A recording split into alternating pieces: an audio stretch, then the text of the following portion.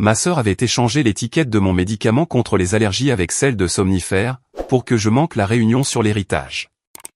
Cette nuit-là, je me suis effondré, respirant à peine. À la lecture du testament de grand-père, ils ont souri quand mon nom n'a pas été appelé, jusqu'à ce que la police entre et demande « Qui ici est Suzanne ?» Ce qu'ils ont révélé ensuite a glacé la pièce. Le flacon ressemblait exactement à d'habitude, en plastique orange, avec un bouchon blanc, et mon nom imprimé sur l'étiquette dans cette police de pharmacie standard.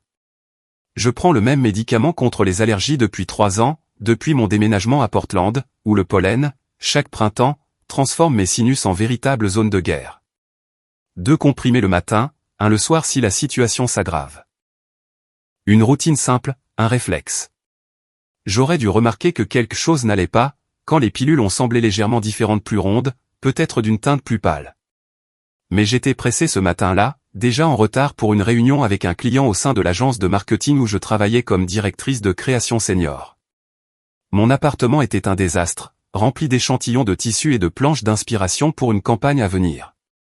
J'ai attrapé le flacon sur le comptoir de ma salle de bain, j'ai secoué 2 pilules dans ma paume, et je les ai avalées sans eau.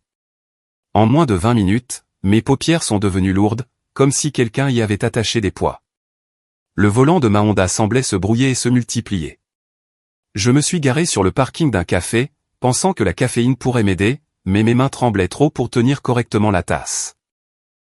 La serveuse m'a demandé si j'allais bien. Sa voix semblait provenir de sous l'eau. Je ne me souviens pas d'être rentré chez moi. Je ne me souviens pas d'avoir monté les escaliers jusqu'à mon appartement au 2e étage. La chose suivante dont je me souviens, c'est de me réveiller sur le sol de mon salon, avec ma voisine, Madame Patterson, agenouillée à côté de moi, son téléphone collé à l'oreille, pendant qu'elle donnait mon adresse à un opérateur du 911. Elle respire maintenant, mais c'était si faible avant, disait Madame Patterson. J'ai entendu un bruit sourd et j'ai utilisé mon double de clé. Elle était juste allongée là. Les ambulanciers sont arrivés en quelques minutes. Ils ont vérifié mes pupilles, mon rythme cardiaque, m'ont posé des questions auxquelles je ne pouvais pas tout à fait répondre, à travers le brouillard dans mon cerveau. L'un d'eux a ramassé le flacon orange, là où il était tombé près du canapé. « Madame, quand avez-vous pris ça ?»« Ce matin. » 2 pilules. Mes allergies. L'ambulancier a échangé un regard avec son partenaire. Ce ne sont pas des médicaments contre les allergies. Ce sont des somnifères sur ordonnance. Des puissants. Vous avez de la chance que votre voisine vous ait trouvé. L'hôpital m'a gardé en observation, analyse de sang, test toxicologique, et des questions d'un jeune médecin qui semblait à peine assez âgé pour avoir terminé ses études de médecine. Pendant tout ce temps, mon esprit revenait sans cesse à une chose, je savais que j'avais pris mon médicament contre les allergies. Le flacon portait mon nom, le numéro de prescription que j'avais mémorisé à force de le renouveler des dizaines de fois. Mon téléphone avait 17 appels manqués. La plupart provenaient du travail, mais 3 étaient de ma mère. Quand je l'ai finalement rappelé depuis mon lit d'hôpital, sa voix était tendue, chargée d'une émotion que je ne pouvais pas tout à fait identifier. « Où étais-tu ? » ?»« La réunion est dans 2 heures. »« Quelle réunion ? » ?»« Pour le testament de grand-père. »« Tu n'as pas eu mes messages ? » Tout le monde est censé être au bureau de l'avocat à 14 heures. « Suzanne, c'est important. » Grand-père Joseph était décédé 2 semaines plus tôt, à 93 ans. Il avait été un promoteur immobilier qui avait construit la moitié du quartier commercial de Seattle dans les années 70 et 80. Nous savions tous qu'il était riche, mais il avait vécu modestement, dans la même maison pendant 40 ans, conduisait une Buick de 10 ans, et portait les 3 mêmes cardigans en rotation. Les funérailles avaient été simples, en présence de la famille et d'un nombre surprenant d'anciens partenaires commerciaux, qui ont parlé de son intégrité et de ses accords conclus d'une poignée de main, qui valaient plus que des contrats. « Je ne peux pas venir », ai-je dit, sentant encore les effets du médicament peser sur ma conscience. « Je suis à l'hôpital. Quelqu'un a échangé mes pilules. » La ligne est restée silencieuse un long moment. « Que veux-tu dire, échanger mes médicaments contre les allergies ? Quelqu'un les a remplacés par des somnifères. J'ai failli mourir ce matin. C'est ridicule. Tu as probablement juste pris le mauvais flacon. » Le déni de ma mère fut rapide, automatique. « Tu ne peux pas sortir ? Cette réunion ne peut pas être reportée. » Maman, je me suis effondré. J'attends toujours que le médecin me donne son accord. Eh bien, essaie de venir si tu peux. Elle a raccroché avant que je puisse répondre. Le médecin m'a laissé sortir 3 heures plus tard, avec des instructions strictes de ne pas conduire et une recommandation de consulter mon médecin traitant. À ce moment-là, la lecture du testament était terminée. J'ai pris un VTC pour rentrer chez moi, la tête encore embrumée, le corps comme si j'avais été écrasé par un camion. Le flacon orange était sur le comptoir de ma cuisine, là où je l'avais laissé. Je l'ai pris avec des mains tremblantes, lisant l'étiquette plus attentivement cette fois. Mon nom, Suzanne Margaret Crawford, le numéro de prescription, le nom de mon médecin, l'adresse de la pharmacie, tout était correct, sauf un détail qui m'a glacé le sang. Le nom du médicament avait été imprimé sur une nouvelle étiquette, soigneusement placée par-dessus l'original. Je pouvais voir le bord de l'ancienne étiquette qui dépassait en dessous, quand je le tenais à la lumière. Quelqu'un avait très délibérément échangé mon médicament. J'ai réfléchi à qui avait accès à mon appartement. Madame Patterson avait un double, mais c'est elle qui m'a sauvé la vie. Ma meilleure amie, Ashley, avait une clé, mais elle était à Tokyo pour le travail. La seule autre personne était ma sœur. Nathalie était passée il y a 3 jours. Elle avait appelé ce matin-là, disant qu'elle était à Portland pour une conférence dentaire et qu'elle voulait déjeuner avec moi. Ma sœur était dentiste à Seattle, mariée à un parodontiste nommé Kevin, avec 2 enfants parfaits et une maison à Bellevue qui semblait sortie d'un magazine d'architecture. Elle avait 3 ans de plus que moi, et elle avait passé la majeure partie de notre enfance à me le rappeler, de manière subtile et parfois moins subtile.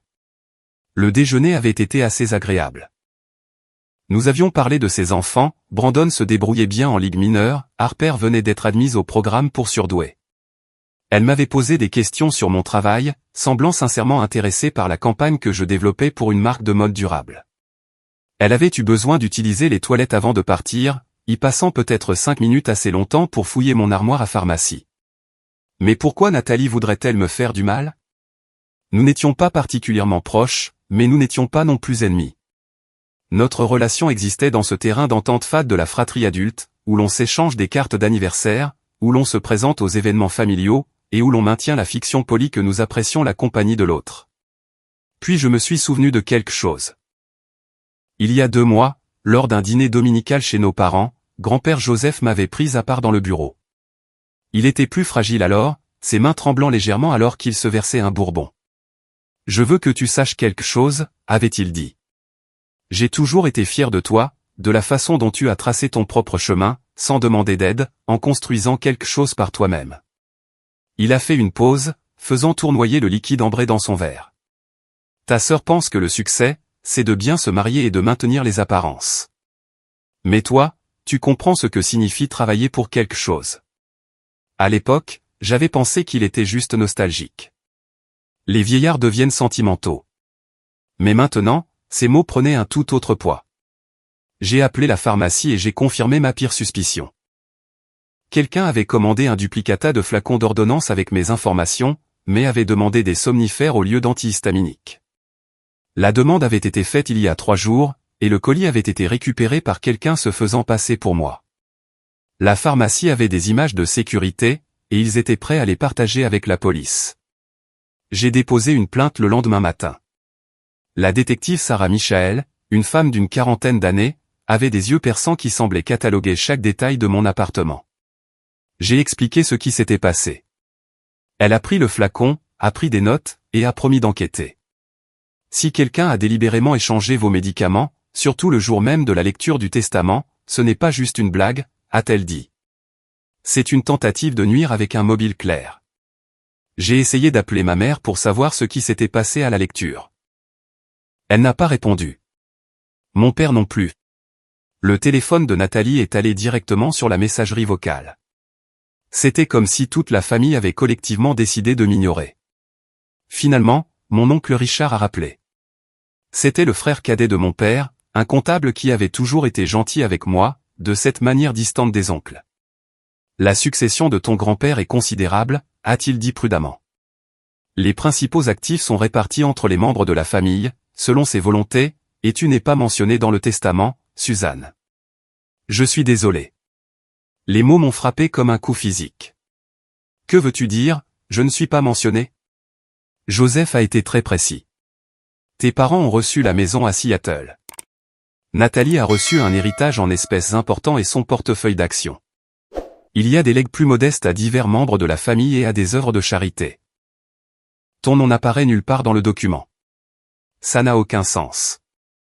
Grand-père et moi étions proches. Nous dînions ensemble tous les mois quand je venais à Seattle. Le silence de l'oncle Richard en disait long.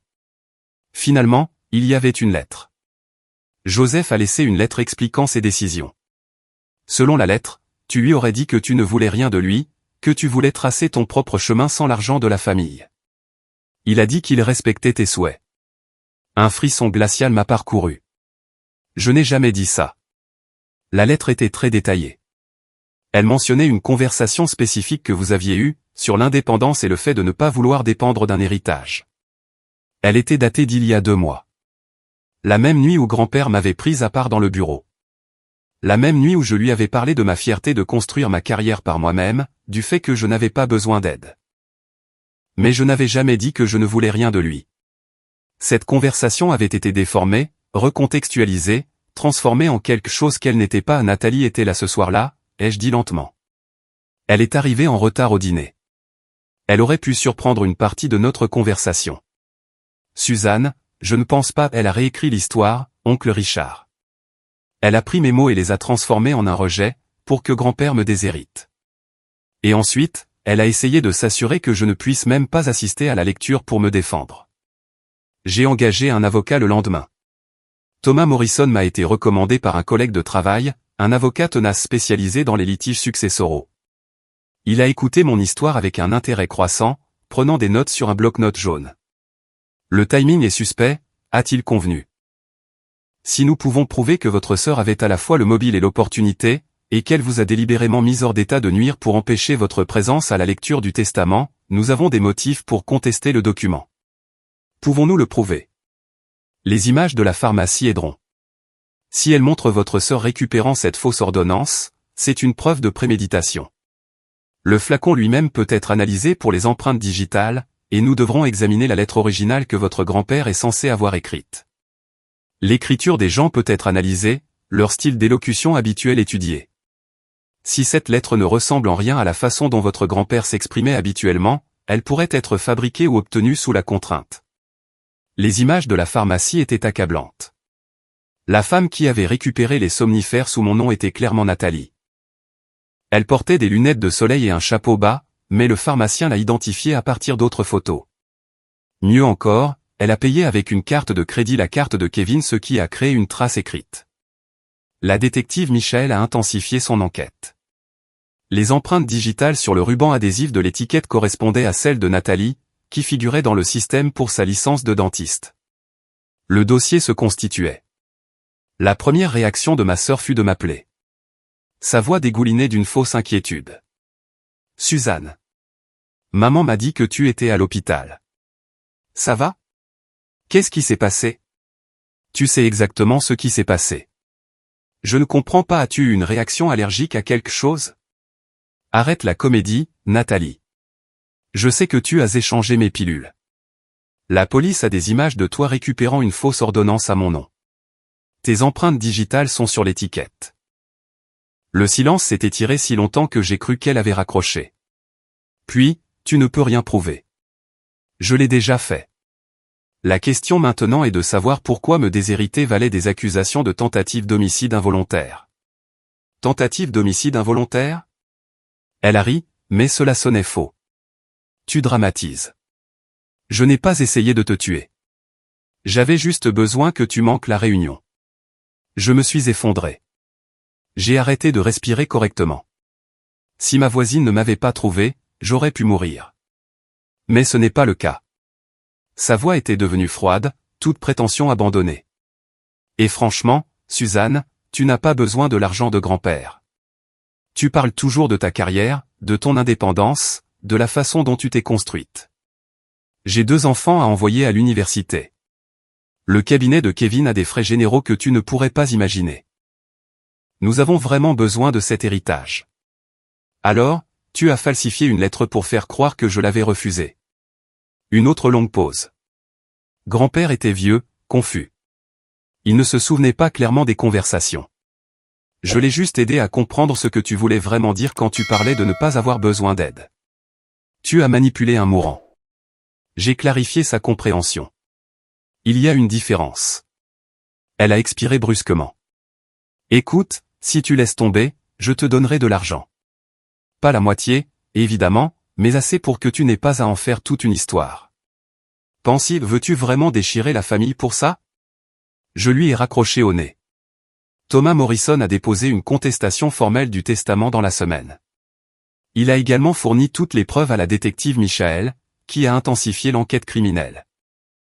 La fraude à la pharmacie, la falsification de l'étiquette, la mise en danger médical, tout cela s'ajoutait à de graves accusations.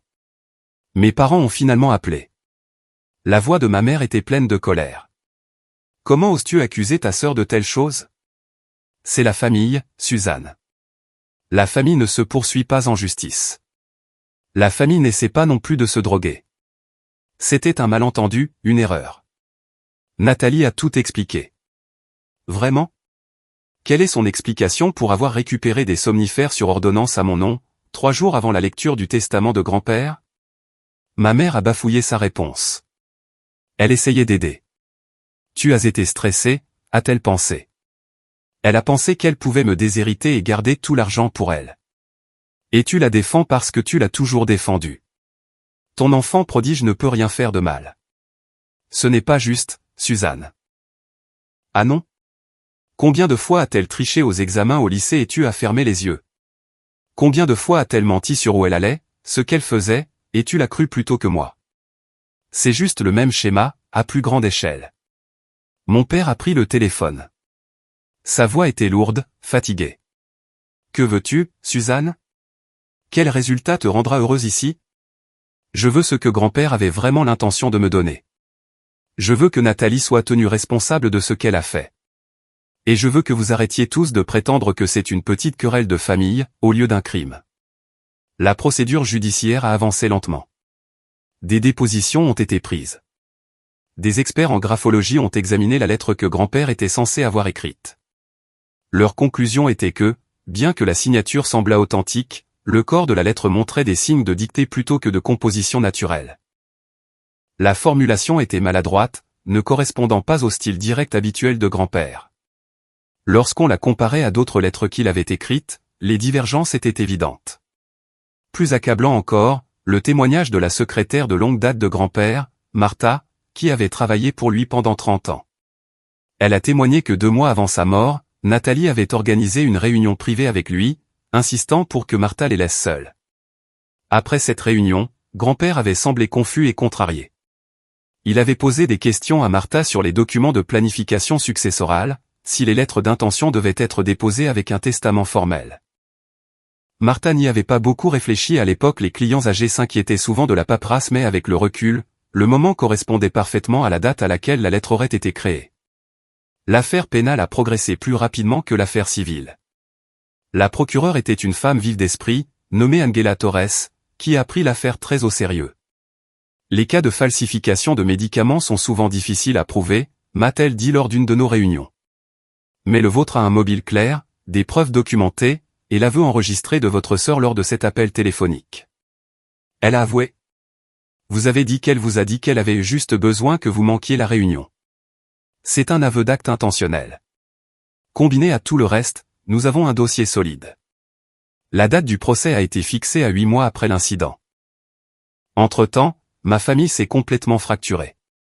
Ma mère a envoyé des emails m'accusant de vengeance. Mon père est resté silencieux. L'oncle Richard a été le seul à maintenir le contact, me disant tranquillement qu'il me croyait et admirait mon courage de poursuivre la justice. L'équipe juridique de Nathalie a essayé diverses stratégies. D'abord, ils ont prétendu que la récupération de l'ordonnance était une coïncidence, que quelqu'un d'autre devait avoir échangé les étiquettes.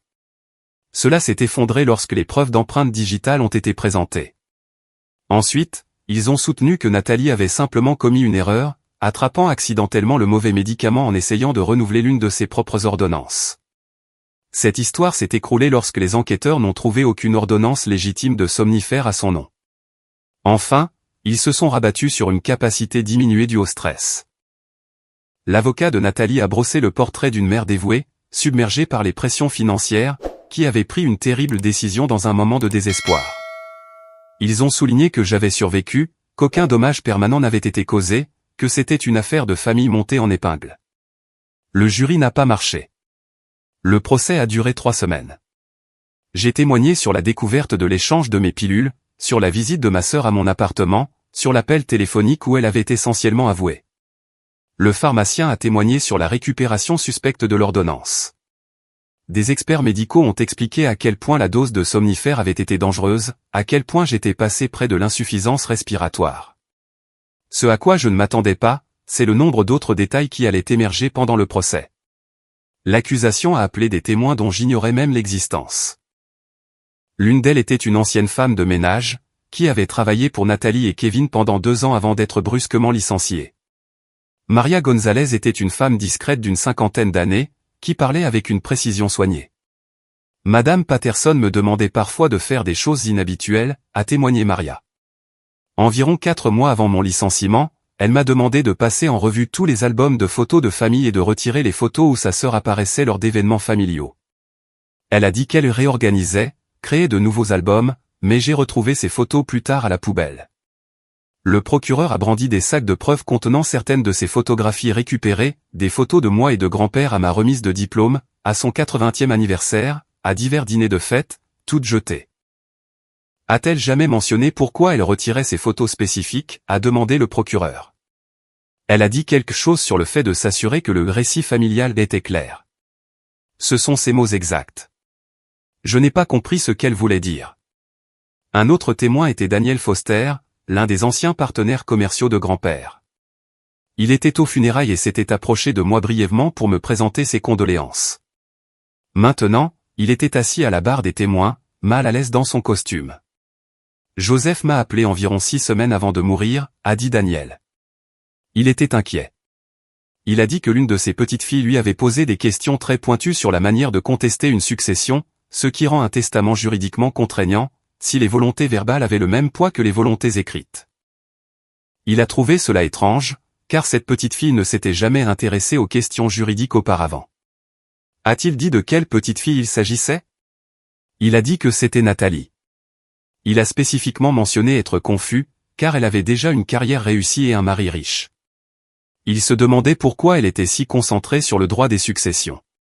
Le témoignage le plus dévastateur est venu du docteur Leonard Price, le médecin qui avait soigné grand-père dans ces derniers mois. Il a apporté des dossiers médicaux qui montraient un schéma inquiétant. La fonction cognitive de M. Crawford était en fait assez bonne pour son âge, a expliqué le docteur Price. Sa mémoire était vive, son raisonnement solide. Cependant, il y a eu un déclin marqué après une visite familiale fin septembre. Il est devenu anxieux, confus sur les relations familiales, a commencé à remettre en question ses propres souvenirs. Je lui ai prescrit des anxiolytiques, car il était très angoissé. Sur quoi portait sa confusion, spécifiquement? Il n'arrêtait pas de dire qu'il ne se souvenait pas correctement de conversations importantes, qu'il avait peut-être mal compris ce que les gens lui avaient dit. Il a mentionné sa petite fille Suzanne à plusieurs reprises, semblait inquiet de l'avoir blessée. Mais quand j'ai suggéré qu'il l'appelle simplement pour lui demander, il a dit qu'un autre membre de la famille lui avait déconseillé de le faire, affirmant que ce serait trop bouleversant pour tout le monde. Le procureur a sorti des dossiers montrant que la visite familiale à laquelle le docteur Price faisait référence correspondait au même jour où Nathalie avait eu sa réunion privée avec grand-père. La chronologie était accablante. Mais la défense a essayé ses propres stratégies. Ils ont appelé Kevin à la barre, et il a brossé un tableau de désespoir financier que je n'avais pas entièrement compris. Leur cabinet dentaire perdait de l'argent à cause d'un procès intenté par un patient qui avait eu des complications suite à une procédure d'implant. L'assurance couvrait la majeure partie, mais les frais de justice les écrasaient. Ils avaient contracté une deuxième hypothèque sur leur maison de Bellevue. Les frais de scolarité de l'école privée de Brandon étaient en retard. Ma femme était désespérée, a dit Kevin, la voix brisée. Pas avide, désespérée. Elle ne réfléchissait pas clairement. Quand elle a vu une opportunité d'assurer l'avenir de nos enfants, elle l'a saisie. Était-ce mal? Absolument. Mais cela venait d'un amour pour nos enfants, pas de malveillance envers sa sœur. Le procureur l'a démoli en contre-interrogatoire. M. Patterson, votre femme n'a pas seulement assuré l'argent pour vos enfants. Elle a mis en danger la vie de sa sœur pour le faire. Êtes-vous en train de dire à ce jury que la pression financière justifie une tentative d'homicide? Ce n'était pas une tentative d'homicide. Elle a fait une terrible erreur avec la dose. Une terrible erreur? Votre femme est une professionnelle de la santé. Elle travaille avec des médicaments et des dosages tous les jours. Elle savait exactement ce qu'elle donnait à sa sœur et exactement ce que cela ferait. Kevin n'a pas eu de réponse à cela. La défense a également tenté de mettre en cause mon caractère. Ils ont appelé d'anciens collègues du début de ma carrière, ont essayé de me dépeindre comme ambitieuse et impitoyable, quelqu'un qui aurait pu effectivement dire à son grand-père qu'elle ne voulait pas de son argent par fierté. Un ancien superviseur, Gregory Walsh, a témoigné que j'avais dit une fois, lors d'une réunion d'équipe, que je ne voulais pas être connu comme quelqu'un qui avait réussi grâce à ses relations familiales. Et est-ce que mademoiselle Crawford a précisé ce qu'elle voulait dire par là, a demandé mon avocat en réinterrogatoire. Eh bien, elle parlait de gagner le respect dans l'industrie par ses propres mérites. C'était en fait assez admirable. Elle voulait faire ses preuves. Donc, quand elle a dit qu'elle ne voulait pas réussir grâce à ses relations familiales, elle parlait de sa carrière, pas de refuser un soutien financier de ses proches. Gregory a fait une pause. Oui, je suppose que c'est exact. Elle n'a jamais rien mentionné sur le fait de refuser un héritage. Chaque jour du procès a révélé de nouvelles couches de la planification de Nathalie. Les dossiers financiers ont montré qu'elle avait fait des recherches sur des avocats spécialisés en succession des mois avant la mort de grand-père.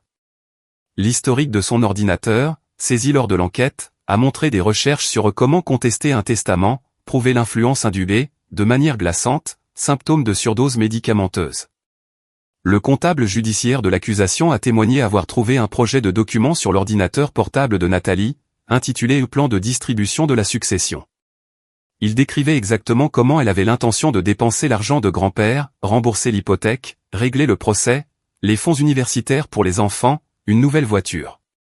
Mon nom apparaissait une fois dans le document, avec une note à côté, déjà financièrement stable, sans dépendant, n'en a pas besoin. Elle avait littéralement calculé que ma vie valait moins que la sienne, parce que je n'avais pas d'enfant. La dernière semaine du procès a vu défiler des témoins de moralité des deux côtés. Mes anciens professeurs d'université ont parlé de mon éthique de travail et de mon intégrité. Des collègues ont témoigné de ma réputation professionnelle. Ashley, ma meilleure amie, est revenue de Tokyo pour témoigner de la relation étroite que j'avais eue avec grand-père, des dîners mensuels que nous partagions, de la façon dont je lui avais rendu visite à l'hôpital pendant ces dernières semaines. Suzanne a été dévastée quand il est mort, a dit Ashley au jury. Elle a pris une semaine de congé, ce qu'elle ne fait jamais. Elle a parlé à ses funérailles. L'idée qu'elle lui ait dit qu'elle ne voulait rien de lui est absurde. Elle voulait plus de temps avec lui. C'est ce qu'elle voulait. L'argent n'a jamais été le problème. Les témoins de moralité de Nathalie étaient plus difficiles à regarder. Les professeurs de ses enfants ont parlé de la mère dévouée qu'elle était, de son implication dans l'association des parents d'élèves, de la façon dont elle se portait volontaire pour chaque événement scolaire. Son hygiéniste dentaire a pleuré en décrivant Nathalie comme la meilleure patronne qu'elle ait jamais eue, quelqu'un qui se souvenait de l'anniversaire de tout le monde et apportait de la soupe quand les membres du personnel étaient malades. Le procureur n'a pas contesté ces témoignages. Au lieu de cela, il les a utilisés pour faire valoir un point dans sa plaidoirie finale. Vous avez entendu des témoignages sur la bonne mère qu'est Nathalie Patterson, la professionnelle dévouée, la patronne attentionnée. Je ne conteste rien de tout cela. Les gens sont complexes. Ils peuvent être aimants dans un contexte et calculateurs dans un autre. La question qui vous est posée n'est pas de savoir si Nathalie Patterson est une bonne personne en général. La question est de savoir si elle a commis ces crimes spécifiques. Et les preuves sur ce point sont accablantes. Il a de nouveau guidé le jury à travers tout, les images de la pharmacie, les empreintes digitales, la falsification des médicaments, la lettre falsifiée, les recherches sur ordinateur, le timing de tout, l'appel téléphonique où Nathalie avait admis qu'elle avait juste besoin que je manque la réunion. Ce n'était pas un moment de panique ou de mauvais jugement, a conclu le procureur. C'était un plan calculé et méthodique pour voler sa sœur par tous les moyens nécessaires, y compris en la tuant potentiellement. Nathalie Patterson est une femme intelligente. Elle connaissait les risques. Elle les a pris quand même parce qu'elle pensait qu'elle ne se ferait pas prendre. Prouvez-lui le contraire. Tenez-la pour responsable. Déclarez-la coupable. Le jury a délibéré pendant 6 heures. Quand ils sont revenus, le verdict était coupable sur tous les chefs d'accusation, fraude, faux, mise en danger d'autrui, falsification de médicaments. Nathalie est restée figée pendant la lecture du verdict, le visage blême. Kevin était assis dans la galerie, tenant Harper, tandis que Brandon fixait son téléphone. Mes parents étaient manifestement absents. La détermination de la peine par le juge a pris une autre semaine. Thomas Morrison avait préparé des déclarations de la victime, des dossiers médicaux, des preuves du préjudice émotionnel et psychologique que j'avais subi. Quand le juge a finalement parlé, sa voix était grave. Cette affaire représente une profonde trahison de la confiance familiale. L'accusée n'a pas simplement volé sa sœur, elle a mis sa vie en danger pour le faire. Elle a manipulé un homme âgé dans ces derniers mois, a fabriqué des preuves, et n'a montré aucun remords lorsqu'elle a été confrontée. Bien que conscient de ses enfants et de sa situation familiale, la justice exige une reddition de comptes. Nathalie a été condamnée à 4 ans de prison, avec possibilité de libération conditionnelle après 2 ans. De plus, elle a été condamnée à payer une restitution substantielle et les frais de justice. Sa licence de dentiste a été suspendue en attendant un examen déontologique professionnel.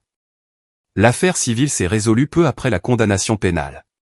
Face à des preuves accablantes et à un verdict de culpabilité pénale, les avocats de la succession ont recommandé un règlement. Thomas Morrison a négocié un accord où le testament a été révisé pour refléter les intentions probables de grand-père, en se basant sur le modèle de ses autres legs et sa relation avec moi. J'ai reçu un tiers des actifs liquides environ 2,3 millions d'euros et plusieurs propriétés, y compris un petit immeuble commercial à Seattle qui générait des revenus locatifs. L'héritage de Nathalie a été réduit en conséquence. La part de mes parents est restée inchangée, bien qu'ils aient dépensé une fortune pour la défense juridique de Nathalie. Les suites du procès ont entraîné des complications inattendues. Dans les 2 semaines suivant la condamnation de Nathalie, j'ai commencé à recevoir des messages de personnes que je connaissais à peine, des cousins éloignés, des amis de la famille. Même certains des anciens collègues de Nathalie m'ont contacté avec leurs propres histoires. Melissa Carter avait été la colocataire de Nathalie à l'école dentaire. Elle m'a envoyé un long email décrivant comment Nathalie lui avait un jour volé ses notes de recherche avant une présentation importante, puis avait prétendu que Melissa mentait lorsqu'elle avait été confrontée. J'ai été tellement manipulé que j'ai commencé à douter de ma propre mémoire, a écrit Melissa. Lire votre affaire a tout éclairci. Une femme nommée Patricia Chen, qui avait fait partie de l'association des parents d'élèves avec Nathalie, a décrit comment des fonds avaient disparu d'une collecte de fonds scolaires il y a 3 ans. Nathalie était la trésorière. Le montant était faible, seulement 800 €, et l'enquête avait été abandonnée lorsque Nathalie avait fourni des explications compliquées sur des erreurs comptables. Mais je savais, a écrit Patricia. Je savais qu'elle l'avait pris. Tout le monde était juste trop poli pour insister. Même certains des patients dentaires de Kevin m'ont contacté. Un homme a décrit comment il avait été surfacturé pour des procédures, facturé pour des travaux qui n'avaient jamais été effectués. Lorsqu'il a contesté les factures, Nathalie l'avait personnellement appelé pour arranger les choses, offrant une réduction sur les services futurs. Je pensais que c'était une erreur honnête à l'époque, a-t-il dit. Maintenant, je me demande à combien d'entre nous elle a fait ça. Ces révélations étaient difficiles à digérer.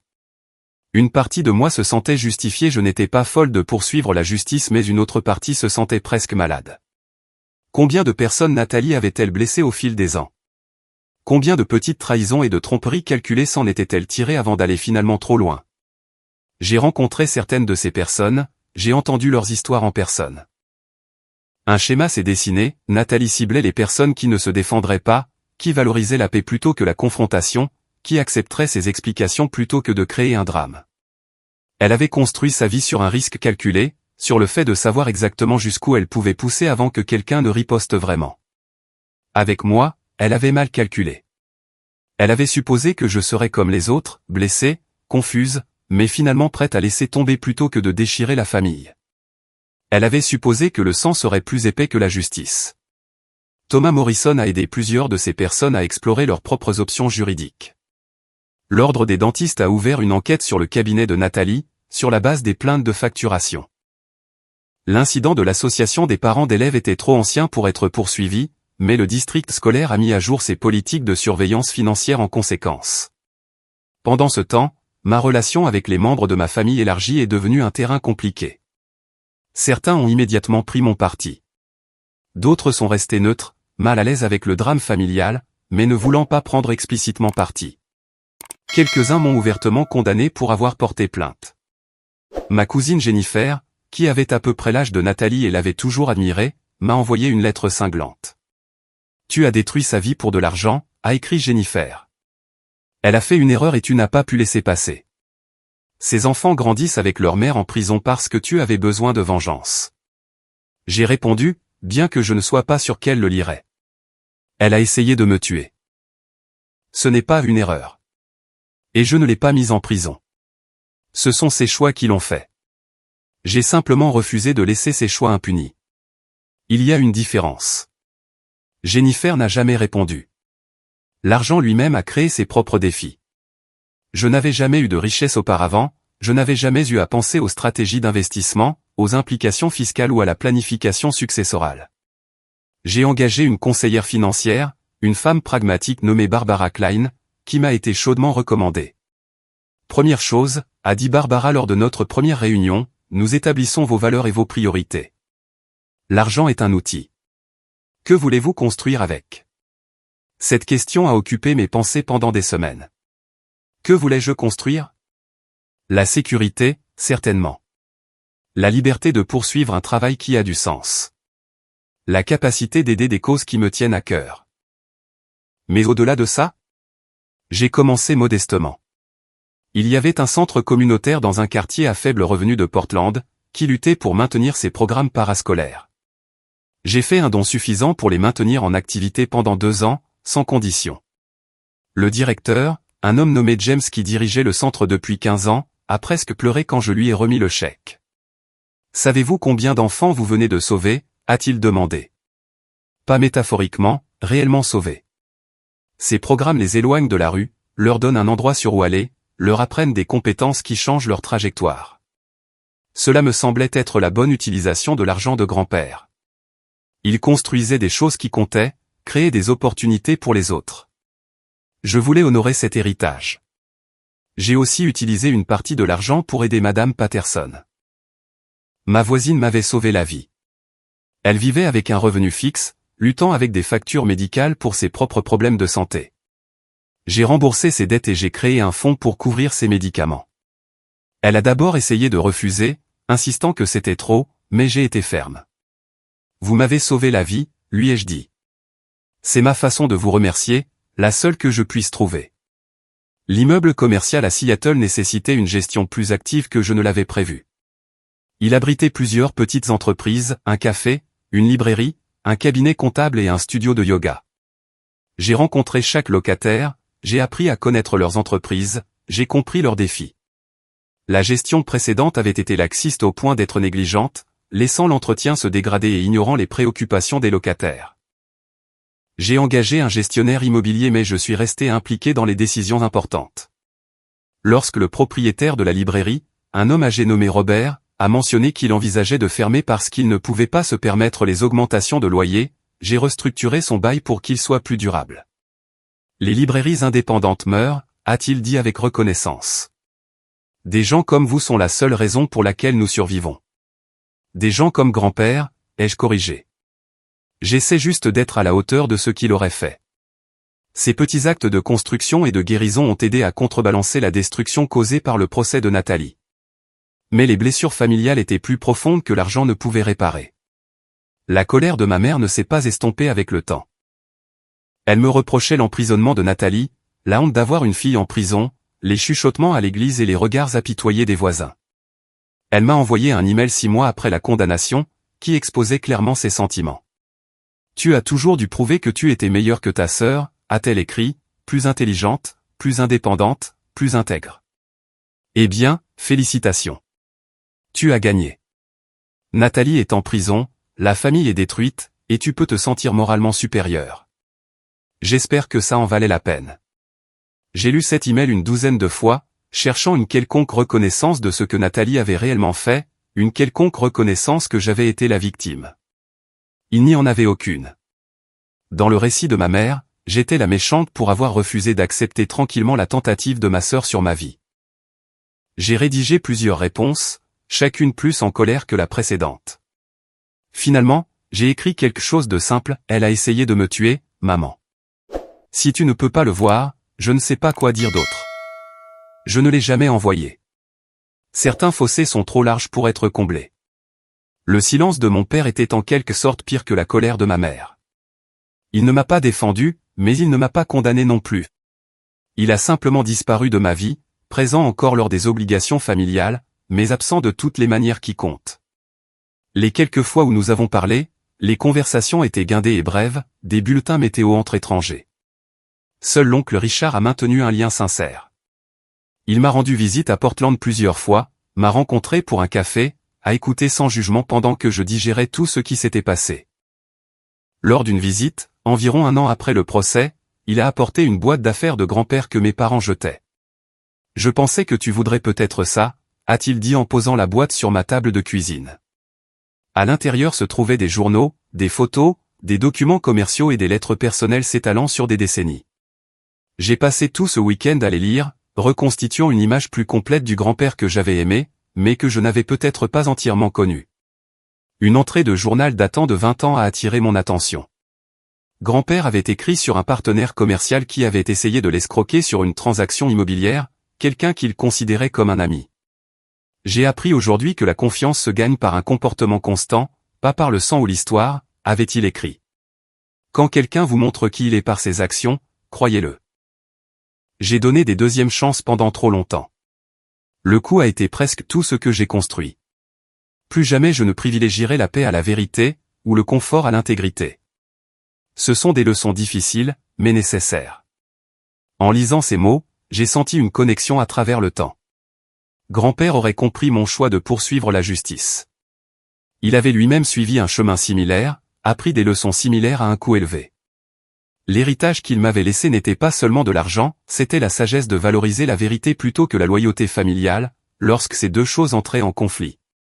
L'argent a changé ma vie, mais pas de la manière que les gens pourraient imaginer. Je n'ai pas quitté mon travail ni acheté un manoir.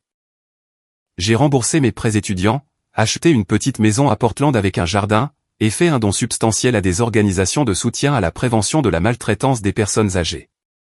Les revenus de l'immeuble commercial m'ont donné la liberté de n'accepter que les projets créatifs qui me tenaient vraiment à cœur, de dire non aux clients dont les valeurs ne correspondaient pas aux miennes. Plus significativement, j'ai utilisé une partie de l'argent pour créer une bourse d'études au nom de grand-père Joseph, pour les étudiants issus de milieux modestes poursuivant des études de commerce. La candidature leur demandait d'écrire sur quelqu'un qui leur avait appris la valeur de l'intégrité. Je lisais personnellement chaque candidature. La rupture avec mes parents ne s'est jamais complètement guérie. Nous avons maintenu un contact minimal, des appels téléphoniques maladroits lors des grandes fêtes, de brefs SMS pour les anniversaires. Ma mère ne s'est jamais excusée, n'a jamais reconnu ce que Nathalie avait fait.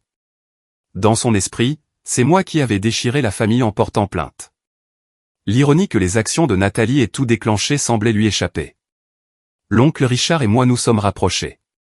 Il a admis qu'il avait toujours vu le favoritisme, la façon dont mes réussites étaient minimisées tandis que celles de Nathalie étaient célébrées. J'aurais dû dire quelque chose il y a des années, m'a-t-il dit un après-midi autour d'un café. Je suis désolé de ne pas l'avoir fait. Nathalie et moi ne nous sommes plus jamais parlé. Après sa sortie de prison, elle et Kevin ont déménagé en Arizona. J'ai appris par les rumeurs familiales que sa licence de dentiste avait été définitivement révoquée, qu'elle travaillait désormais comme spécialiste en facturation médicale, que son mariage était tendu mais tenait bon. Je n'ai ressenti aucune satisfaction en entendant ces choses, aucun sentiment de victoire. Surtout, j'étais triste pour Brandon et Harper, dont les choix de leur mère avaient impacté leur vie. Le plus étrange a été de recevoir une lettre de Nathalie 2 ans et demi après le procès. Elle est arrivée à ma maison à Portland, transférée d'une ancienne adresse.